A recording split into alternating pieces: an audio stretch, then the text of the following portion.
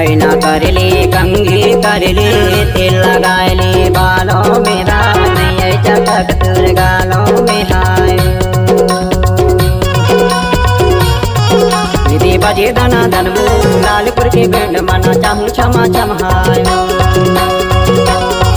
विधि बजे दना दनबू लालपुर के बैंड मना चाहूँ क्षमा चमहाय लाल टमाटर की लाल सब्जी हाय हल्दी रखी तू पीली दिखी हाय आज मोरी हुई जानी रोली इधर बजे दना दनगा लालपुर के बैंड मना चाबे चमा चमहारी इधर बजे दना दनगा लालपुर के बैंड मना चाबे चमा चमहारी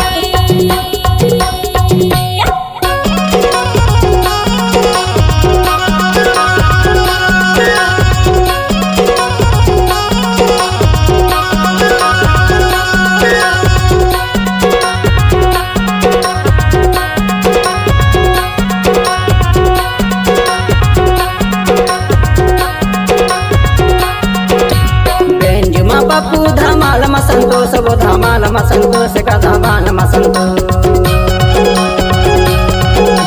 तासा मधुवार कायर बैंड म है जीतू बैंड म है जीतू गा बैंड म है जीतू विधि बजे दना दनबू लालपुर के बैंड मना चाहूँ क्षमा चमहायो विधि बजे दना दनबू लालपुर के बैंड मना चाहूँ क्षमा चमहायो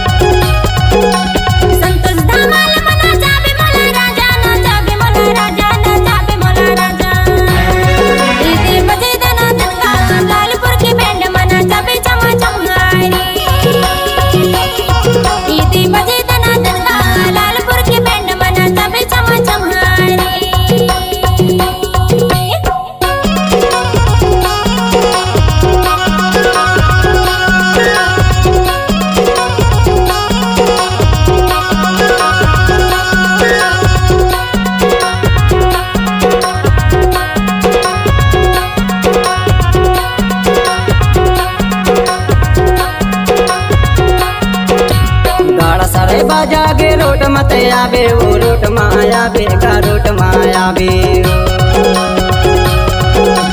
देसी धमाल के मजा तहा पाबे वो मजा तहा पाबे का मजा तहा पाबे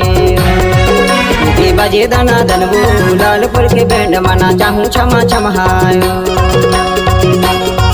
विधि बजे दना दनबू लालपुर के बैंड मना चाहूँ क्षमा चमहायो ऐना करले कंघी करले तेल लगाले बालों में रानी चटक तुर गालों में हाय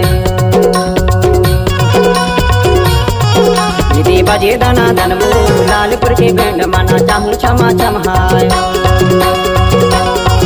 विधि बजे दना दनबू लालपुर के बैंड मना चाहूँ क्षमा चमहाय